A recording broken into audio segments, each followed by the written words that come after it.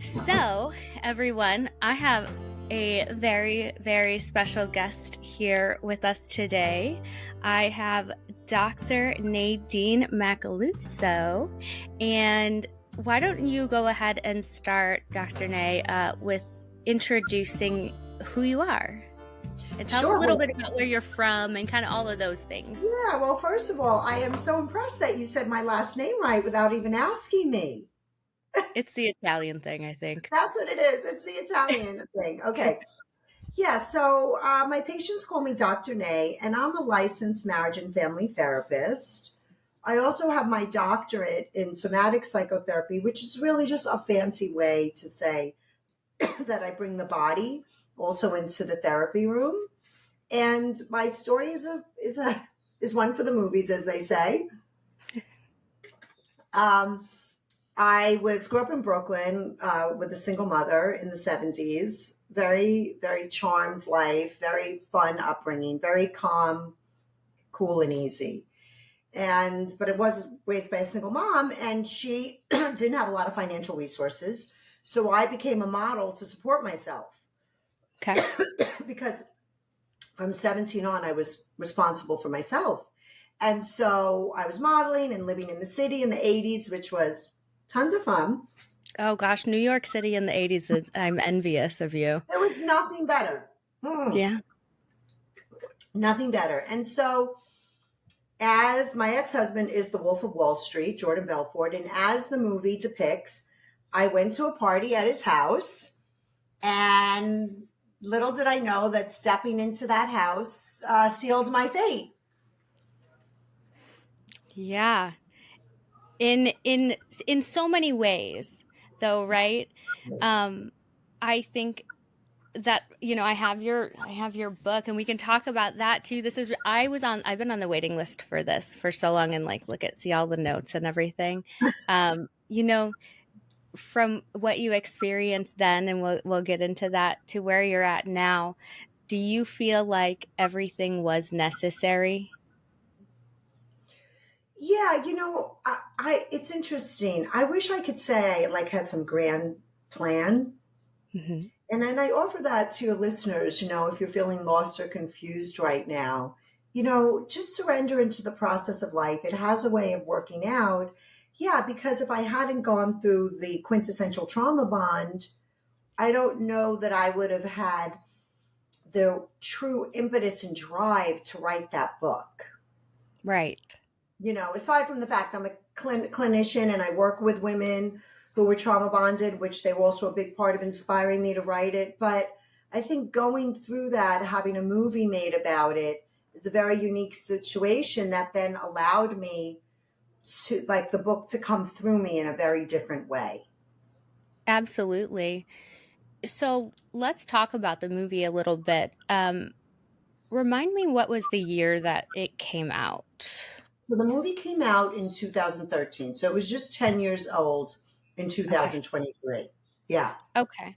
And is that coincidental that I feel like last summer was when I first started seeing a lot more of your presence online? I was like, how come I've never bumped into her on social media, so to say, just because I was, I am such a fangirl. And I'm like, this is crazy. I never knew this part of the story, which right. is, it was insane to me, but also at the same time, knowing Hollywood and all of these things, dramatizations. Can you tell us a little bit about what that was like, to know that your life was going to be portrayed in a movie? And then also you're going through, I guess, tell us when your relationship ended with your ex-husband, and then how long in between was the movie made and the relationship Sure, yeah, ended? I'll go through that process. So yeah, so I left him, let's think about this, 1999, I think. Okay. And so I had been with him for about 8 to 9 years. And so I finally did leave him because we had a very, he was very emotionally abusive, at one point physically abusive, and he was a severe drug addict, as the movie depicts, right? This is not a mystery. I'm not saying anything that he doesn't know or that people don't know. And so finally, when he got arrested, he got an ankle bracelet. And I always say his ankle bracelet, locking him down, was my freedom, because I knew I was safe. I knew he couldn't hurt me because he was very rich and powerful. And I was very afraid that if I left him, what he would try to do, take my kids, what he would say about me, even if it wasn't true. So once he got arrested, it was so obvious he was criminal, I was not, and I Right. was safe to leave. And so I left and I moved my children across the country to California because I wanted us to have a fresh start on life. And we really did. But he did follow us out there because he is a very good dad. And right when he went into jail, because he didn't get sentenced till 5 or 6 years later, or I don't know exactly how long later, he went to jail. He wrote the book, The Wolf of Wall Street. And that was around the same time I went back to get my master's in counseling. And then just as I was finishing up my PhD, the movie came out. And Wow. so, yeah. And so, at first when he wrote the book, I was like, oh my God, I'm going to kill you. I had all my emotions around it. I, flailed about. And then finally my husband's like, okay, you got to get up now. And I was like, yeah, you're right. And so then life went on. And then when the movie was going to come out, I was like, you've got to be kidding me that my life that was a Greek tragedy is now for entertainment. Right. And Yeah, yeah, that so that was very challenging. and I mean it's did Martin Scorsese produce it? Yes, he's the Yeah. director. Yep. Yeah, the director, I'm sorry.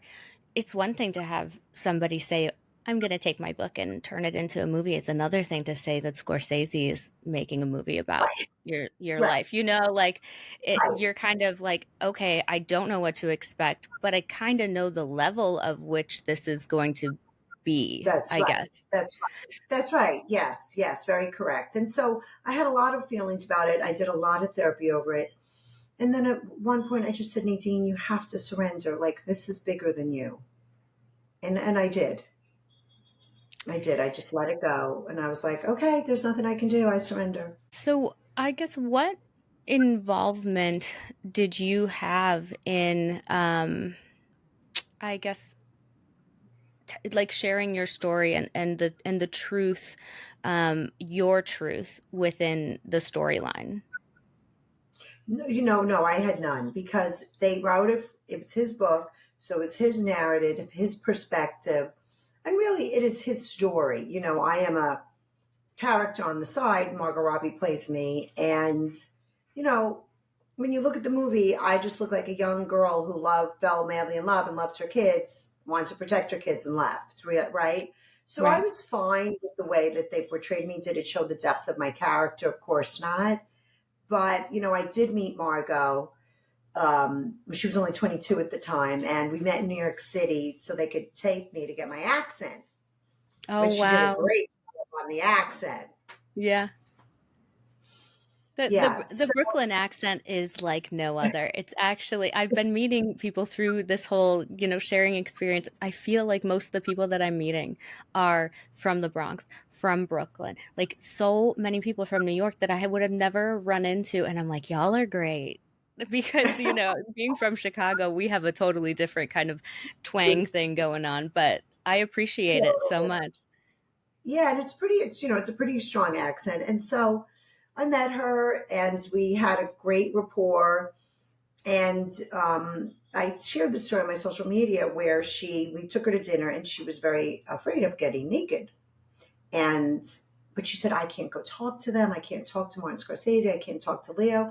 And I said, right there, that feeling of not being able to speak your truth to power, that's what I felt every single day. So I would Yes. keep that in mind as you play me. Wow. How profound of a moment to really get her to like method acting. You don't even have to Yeah, because you're experiencing it now.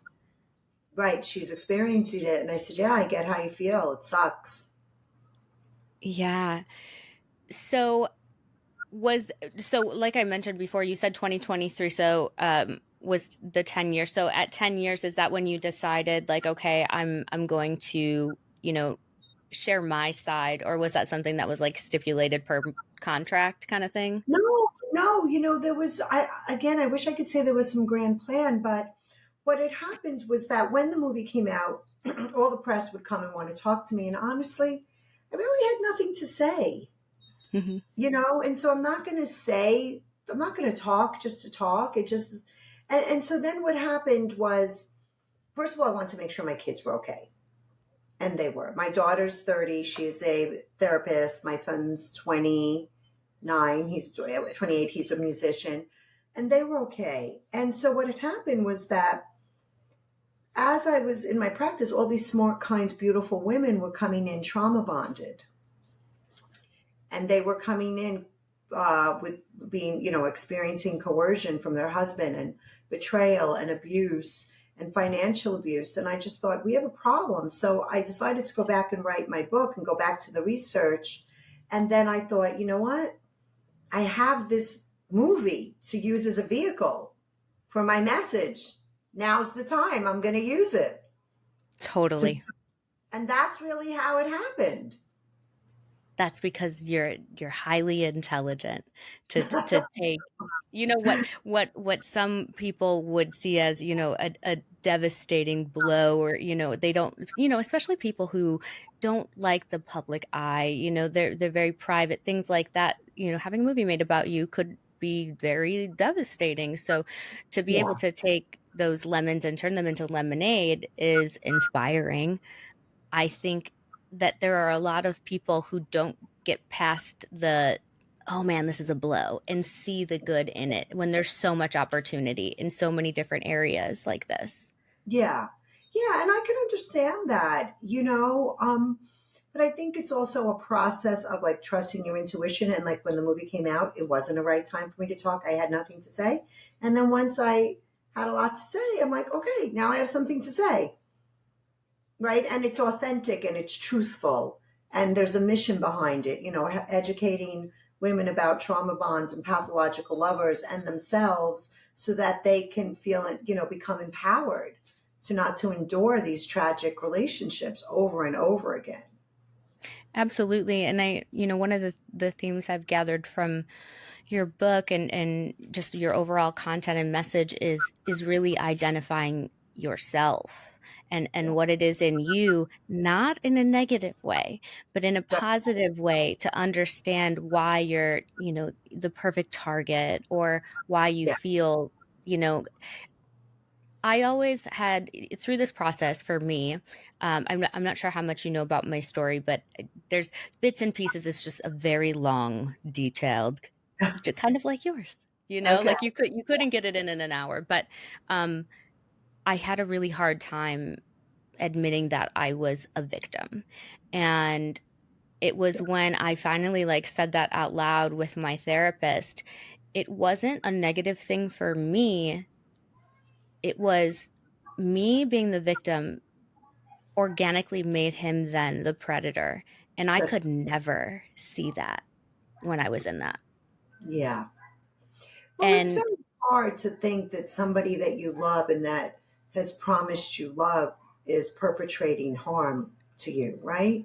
So yeah, it's a mind bending thing to have to see. definitely. And one of the topics that we talk about all the time, I just had Vanessa Reiser on here, and we were talking about that. That was, I actually found her off of your page. It was like, you Yeah, like Dr. Nay, you're gonna we're love very good Vanessa. friends. That's your, oh my God, she's so fantastic, and just the way that her canter, the way she speaks, is very much like mine. And so I we had the best dialogue. So like, when you realize that the person that you're with is, you know, a predator of some sense, I had a really hard time even after that, kind of like self deciphering whether or not it was intentional, or if it was like a problem, like that he, kind of to make a comparison, like an addiction, right? Like, does this person have a disease, like a mental illness, that I should feel empathy or sympathy for them? Or is this very, very intentional and calculated, and they're very smart? One takes away the accountability, one it gives it all to them. Right. Did you experience that like in your scenario? Well, yeah, because first of all, I didn't, it was so long ago and nobody was talking about narcissism and trauma bonds. Nobody was talking about this. So I was really in the dark. Hmm. And my ex had a big substance addiction issue, right? So even though he had a lot of the qualities of a pathological lover, um, we were very focused on his addiction, even though he had the rage and the coercive control and the manipulation and the betrayal and all of that. The Hmm. addiction was forefront. So I was very focused on that. And I always believed that my love could fix him. If I could just do this better, if I could just do that better. And I'm highly empathetic like you. And so I knew I was getting abused, but the addiction was forefront. But now Hmm. what I've discovered is that addiction doesn't make somebody an abuser. Right. It just exacerbates it. But my empathy certainly, which is a beautiful trait that I have, which makes me a great therapist, got weaponized against me. Yes. And that's one of the things that I actually have like right here bookmarked in your book was that they know that about you because they ask all of the right questions up front. Yes. Yes. So I do think it's intentional because I think that the love bombing, um, generous, kind, helpful side that we initially see is intentional to lure us in, to get us hooked, to get us to fall in love. I don't go into any relationship with the intention to control and manipulate anybody. Just Right. going to connect, right? But they go in with the intention to get their needs met for money, power, pleasure, and status, no Hmm. matter what. How And can so, this person serve me? Is the question exactly. that they ask themselves. That's what they do. They just want to get their needs met and they will exploit, harm, use, and betray anybody and everybody. Um, and so then what happens is that it is intentional. They love bomb you, they get you hooked, then the mask falls, and the cold, cruel, controlling, abusive, betraying side comes out. I find it terribly interesting that types of people like our ex-husbands uh Yeah. that they don't see they see the value, right, in their next victim, right? They're asking all the questions. What can I get from her? Oh, she has a law degree, she's beautiful, whatever it is.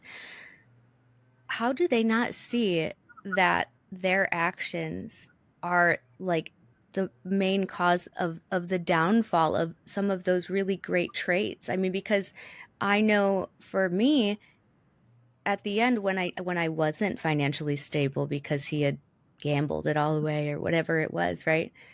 Yeah. That was what he loved me for in the beginning, and then he took it away, and now he hates me because I'm not, and it's all my fault. Like, how do they Yeah. not see that they're doing that?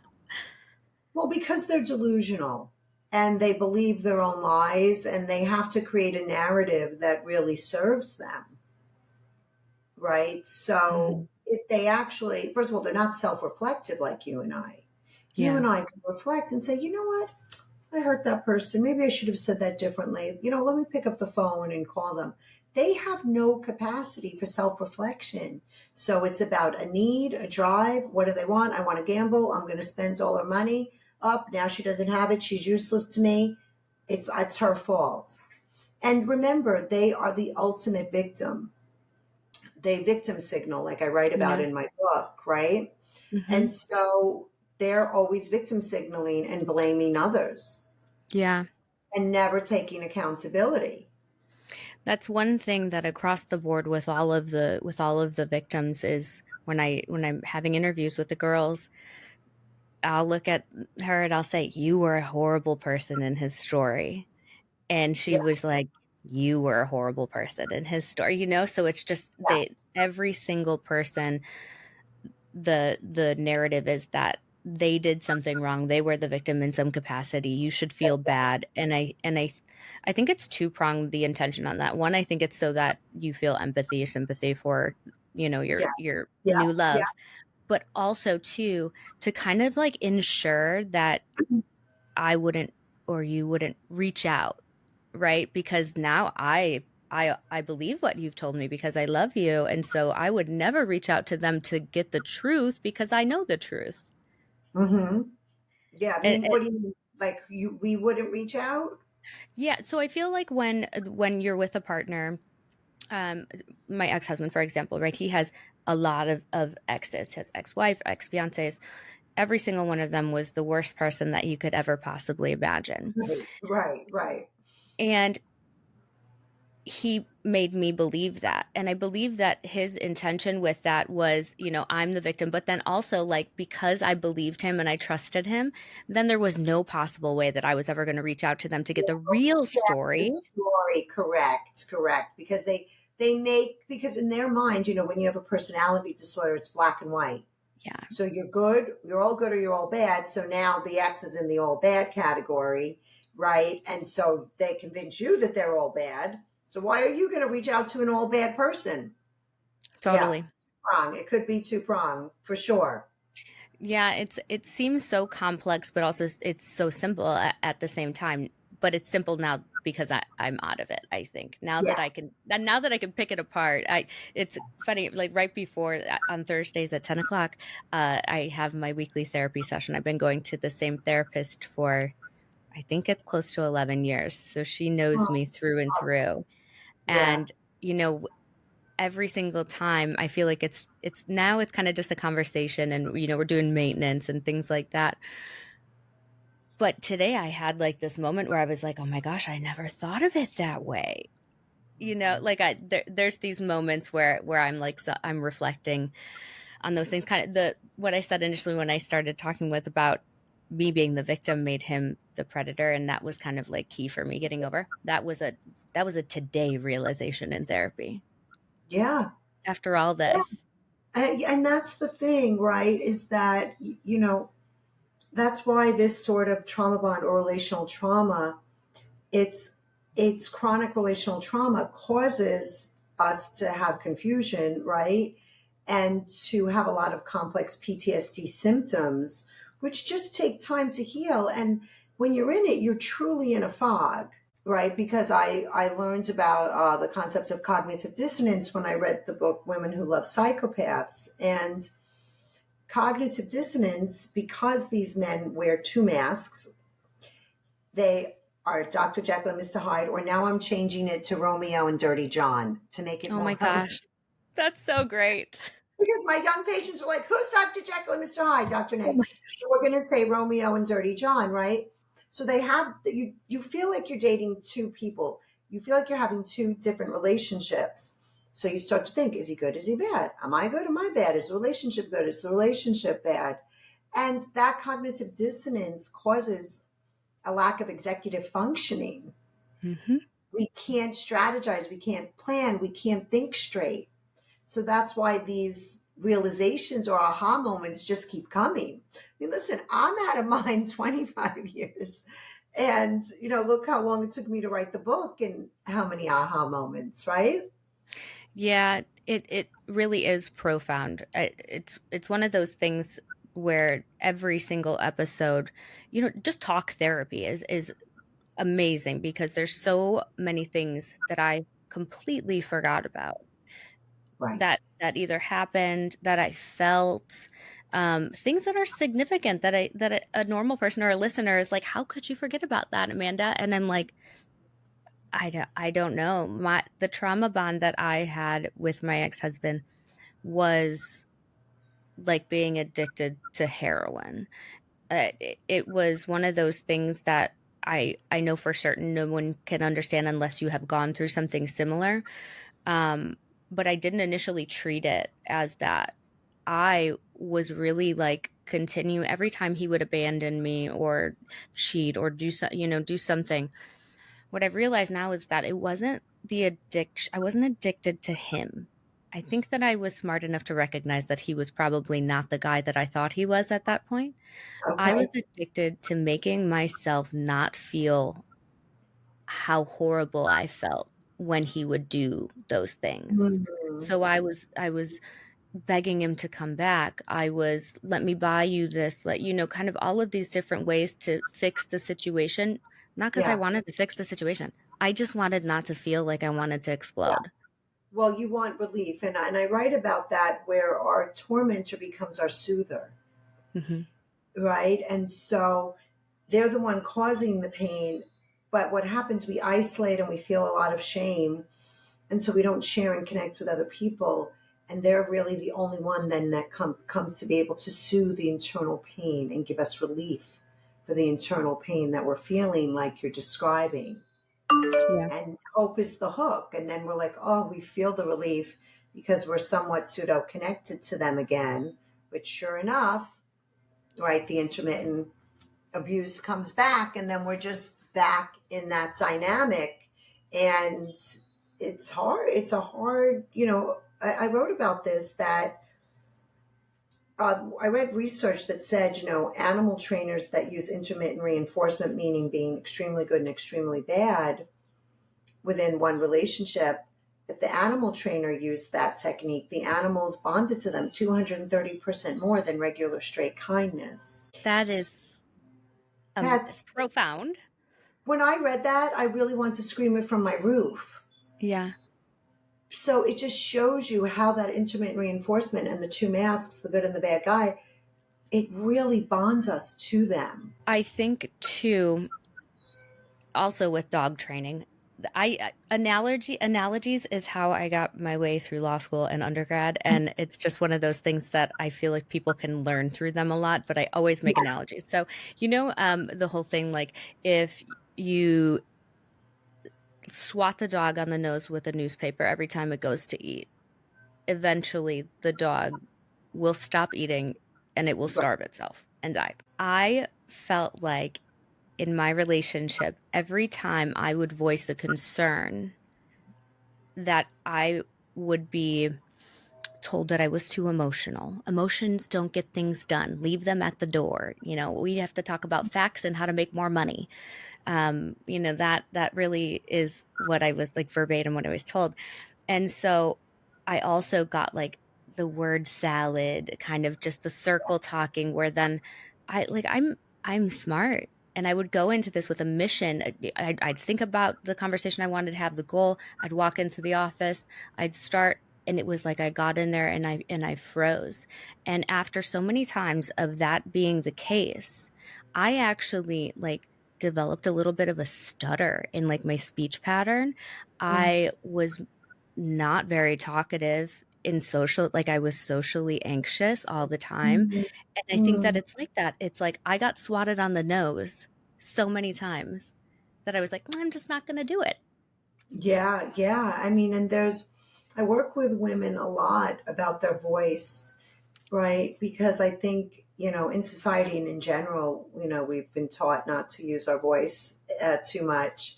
And then you're in this sort of relationship and forget it. I mean, your voice doesn't count at all, right? Because they Hmm. can't hear you, they don't understand you. And what I work with my patients, and I say this to them, I want you to have a voice, not because it's going to change somebody's behavior, not even because they can listen to you, because I want you to practice having it, Right. right? Because if we don't practice it, as you're saying, you get out of practice, you can't do it anymore. It's like playing the piano. Hmm.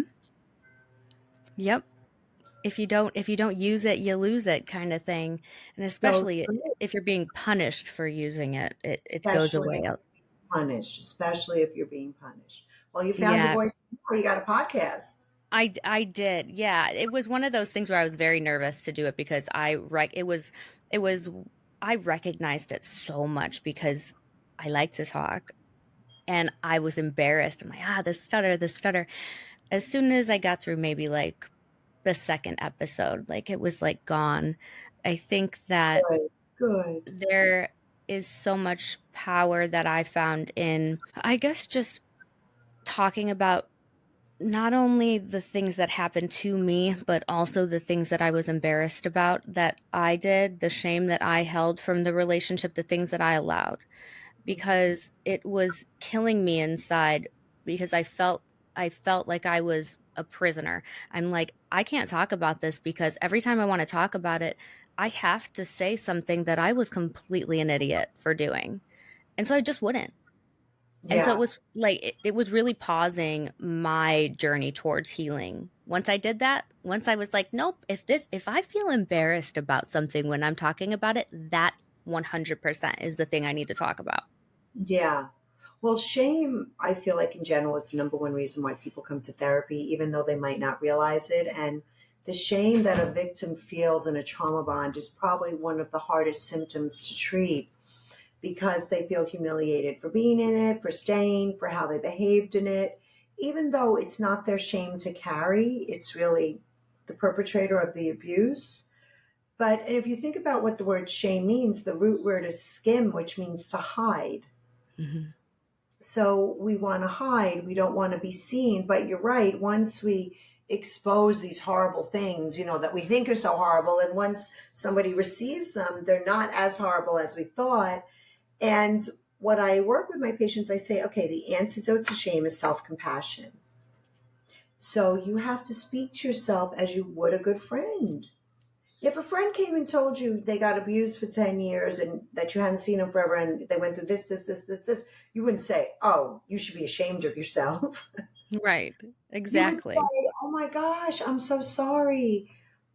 What do you need? How can I help? And so that really helps. There's so much research about self compassion, and I have a self compassion assessment on my website and a self compassion meditation because I believe in it so strong. This is research from Kristen Neff to really speak kindly to yourself after you've gone through something like this. I'm begging anybody who's out there listening, please speak kindly to yourself. Yeah, the word that comes to mind for me is grace. I Yes. had a hard time not being using self-deprecating humor. I guess that's very much me within the podcast, and I recognize that that's probably a defense mechanism for all of the things. But I found probably in episode like 20, I was like, you know what? I have to give that version of myself grace because I know for certain that I was doing everything that I possibly could to survive at that time, and I find that trait admirable and inspiring. To be Yeah, able to look at yourself as a different person is very difficult. it's But that's at why. that moment, Yeah, but that's why people come to therapy. It's all about shifting their perception around themselves. mhm. Um, but grace is a beautiful thing to give yourself, and that's why I wrote my book because I really wanted to destigmatize the victim. Stop saying why does she say stay and ask why does he do that? Right, that beautiful Lindsay Bancroft book, Mhm. and not that that doesn't mean that I couldn't take accountability for some things, right? Of course, I went to a clinic after my marriage. I've been in therapy for 25 years. I'm actually not in therapy right now. But, you know, so that doesn't mean that I'm perfect. I've had thousands of things to work on. Just ask my kids. Okay. But I'm willing to look at them. But that doesn't mean that I was responsible for Jordan's addiction and abuse. Two Right. very different things. And when you're in a trauma bond, they make you feel like you made me do this. I'll tell you a crazy story. I had a client where the husband literally took a picture of himself naked on top of another woman and took a picture of themselves then like that and said since it's her and said you made me do this. Oh my gosh. This is and it's in the book. This is the extreme level that these people will go to blame us for their bad behavior. It's so manipulative and just all of the things. Cruel, like, oh, but Yeah, not no, surprising. Not surprising though at right. all. Right. And so, yes, we can take accountability for ourselves, but we are never responsible for someone else's abuse ever. Abuse is always the fault of the abuser. And that's why in my book, I write a lot about, let's get rid of these labels, love addict and learn helplessness and even codependency, which everybody told me I was. Hmm. Um, because that doesn't mean there aren't strands for us to look at in there, but those labels are not empowering us. Yeah, right. What are we doing with being a love addict? Like, Right. Oh, okay. No, actually, humans are wired for connection. We're right. meant to love, Yes. right? So you can see I get passionate about that. Yeah. No, I love it. I love it. Same. Yeah, because that's so disempowering. I was on a phone call once with a divorce coach, with my patient, the divorce coach, and the divorce attorney, and she said to my patient, "Learned helplessness." I said, "Did you just tell my patient she has learned helplessness?" Oh We my got into a God. fight on the screen. I couldn't even imagine. I mean, I know She what was, you're saying because I've had people say, I think that I think that there's so much going on in this space right now on social yes, media that yes, it's very like polarizing because you have people who almost feel like they have a PhD in right, psychology because they watch TikToks or whatever. right, And that's okay. That's good that they're learning. That's really great that they're learning. right. But then you also have the other side of the spectrum of people who are like, I don't I don't need to know all of that, but that it's like blissful ignorance almost. Those are the people who use the terms to me, love addict. Well, you're Yeah, codependent, Amanda. You're codependent. right. You need to, like, and I'm like, you realize that that does not make me feel good. But I don't think they know, like They they don't know. And there's actually more research from this wonderful man, Dr. Robert Weiss, and he actually goes up against the codependent thing and he has came up with a whole term called prodependence.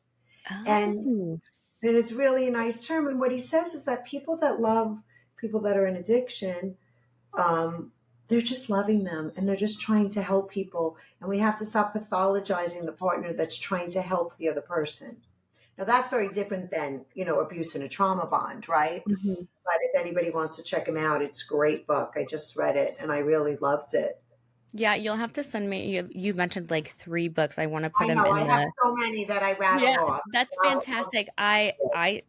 I collect books. I should oh read my all God. of them, but whenever I see a good one, I'm like, okay, I gotta get it, and then it'll sit in the shelf. I'll eventually get to it. Um, yeah, it is amazing how much this space has grown. Yes.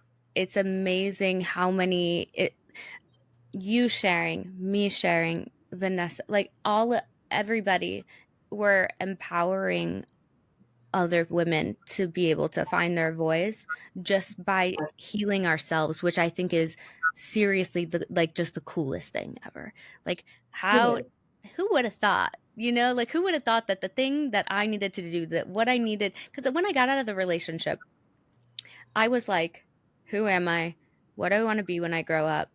And I was Right. a full human, successful before. And I was like 32, 32, 33 when I got out of the relationship. And I'm like, I don't know who I am right now.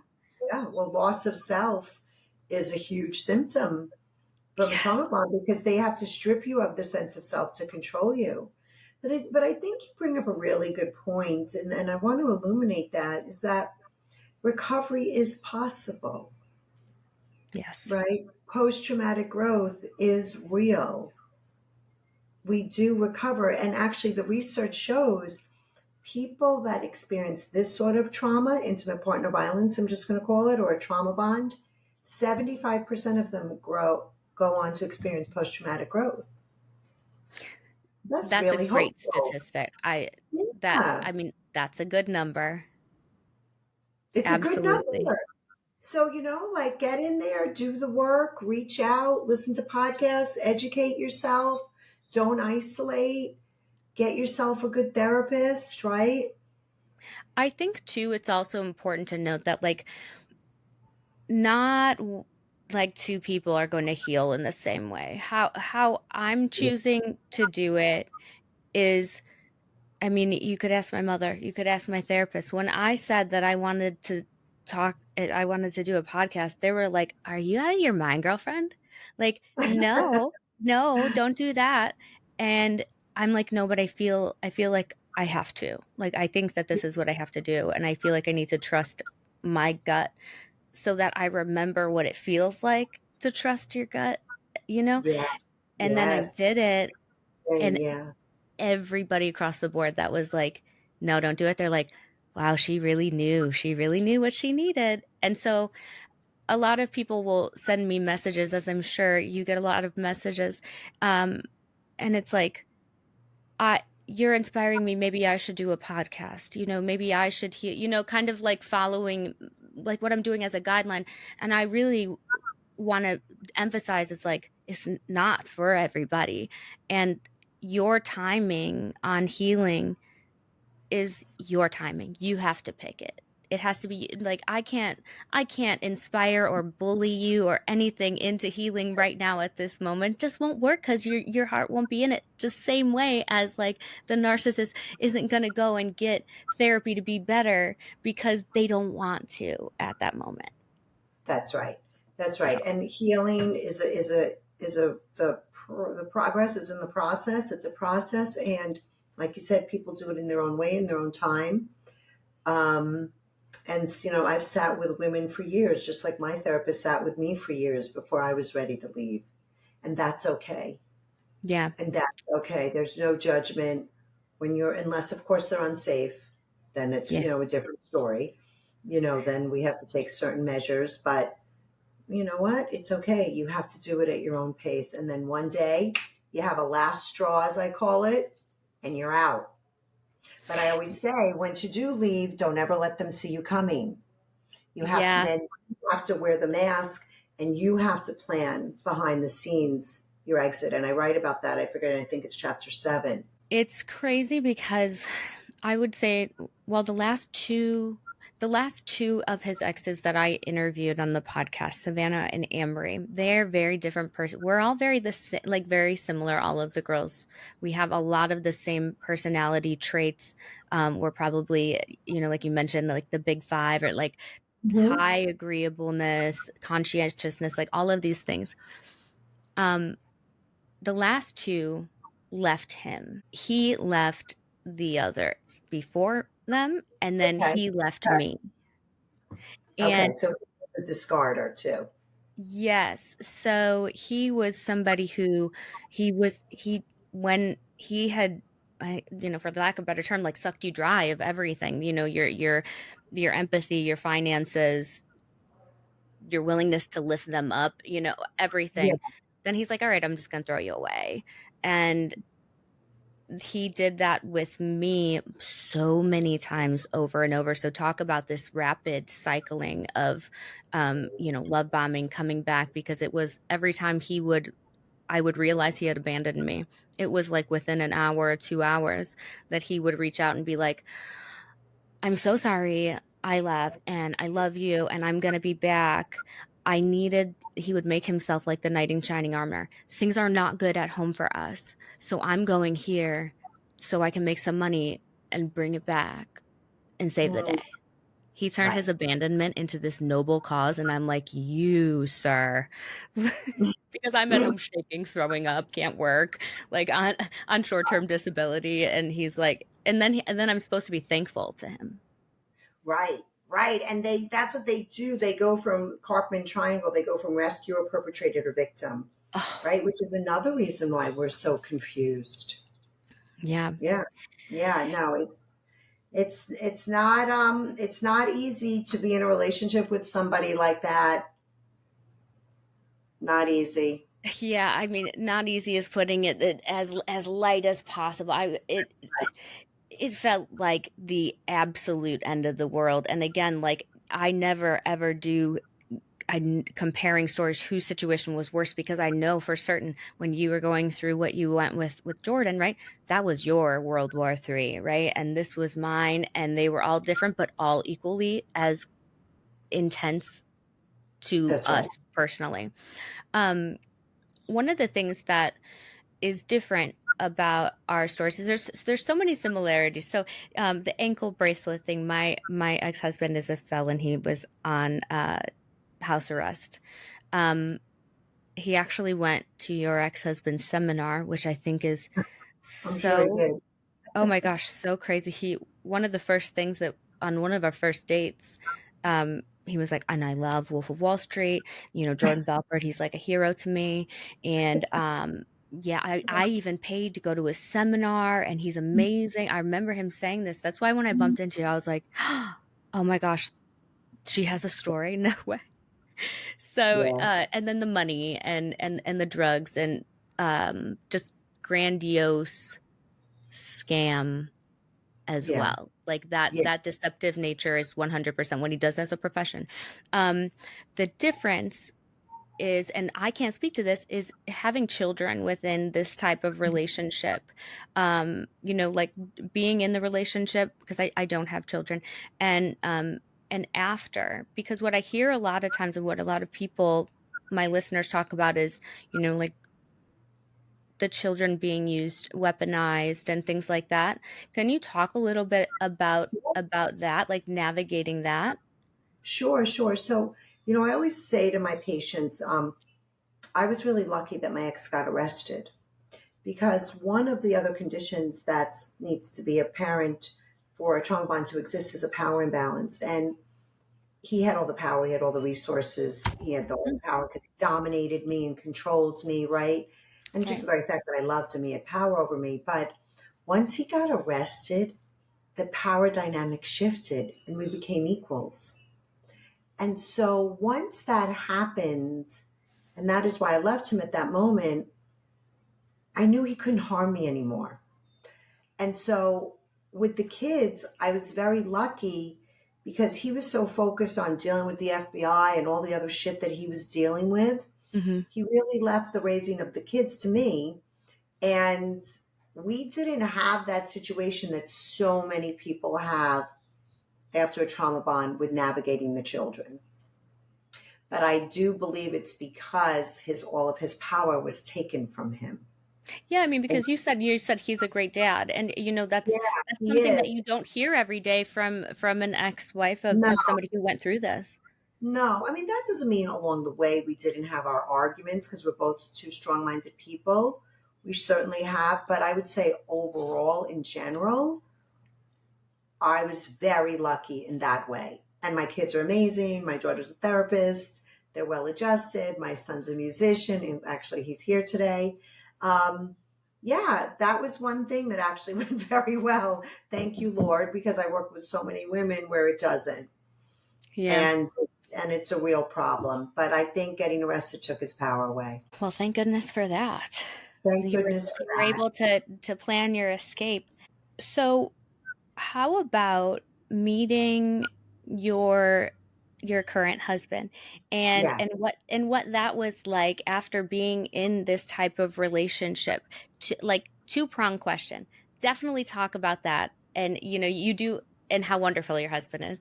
But also, I want to know, was there ever a moment when you were exploring new relationships that you got kind of this question: why why do you keep talking about it? Stop living in the past, like Yeah. from Yeah. potential partners or something like that, because I feel like I'm getting that, and I know a lot of people who are sharing their story. People say that. People say that to me all the time on Instagram, and I crack up. They're Yeah, like, "Get over it already! Stop talking about him." And I was like, "Sorry, I'm doing whatever I want, but thank it's you." just my life. Sorry, I lived it. Yeah.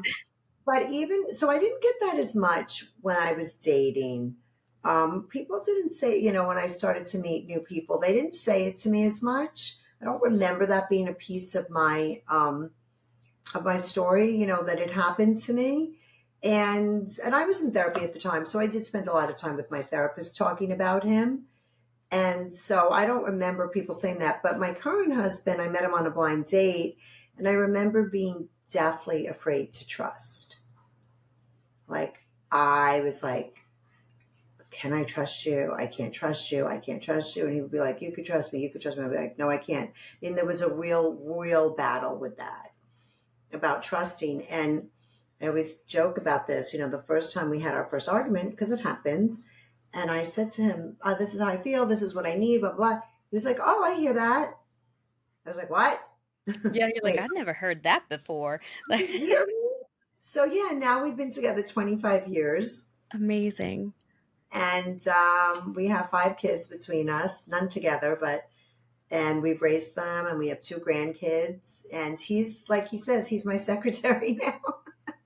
That's so fantastic. That's sweet. I think that the right partner is the one that gives you the space to Yes. grow in the way that you know you need to and supports you. And Yeah. constructive criticism, is always going to be there and things like that, but does it in a way that's not like degrading and takes away Yes. like what you should know for yourself, That's right. right? That's right. That's right. Yeah, no.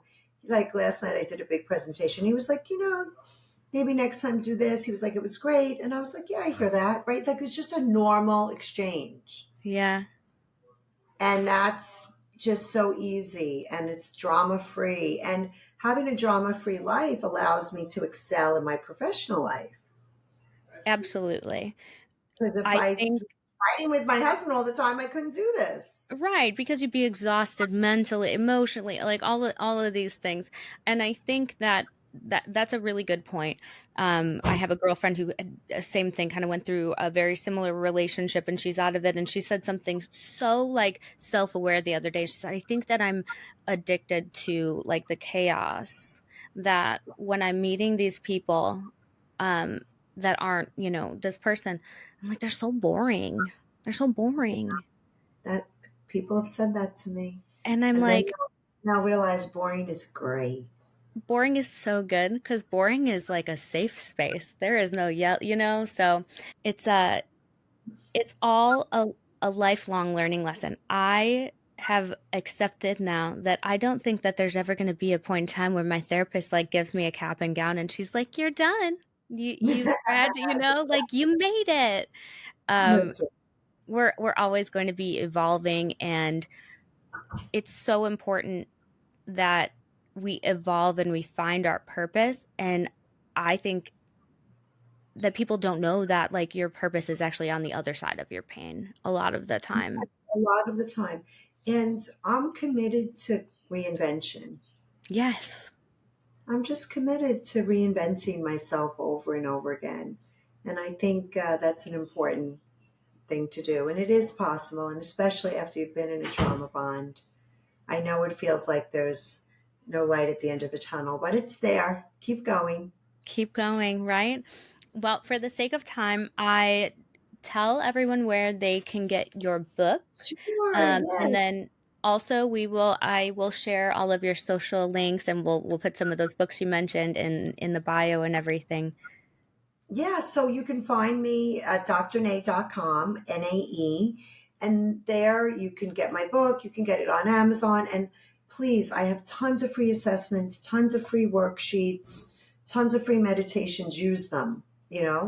And then Instagram is the real Dr. Nadine, and I answer all my own direct messages because I love connecting with people.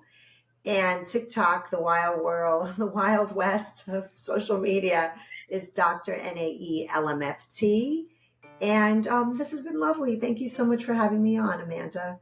Yeah, thank you so much. Next time I am, are you in New York now? Are you in I am. Cal? You I are. am. I'm You're in in New New York. York. Okay. Yeah, where Next are time you? I'm there, I was telling Vanessa, I'm like, you know what? We all Come got to get visit together, us. have some drinks, just do something. I Yes, come appreciate it. visit us. We would love Thank it. you so much. All right. Take care. Bye bye. Thanks. Bye. It's not over yet till you taste regret. It's not over.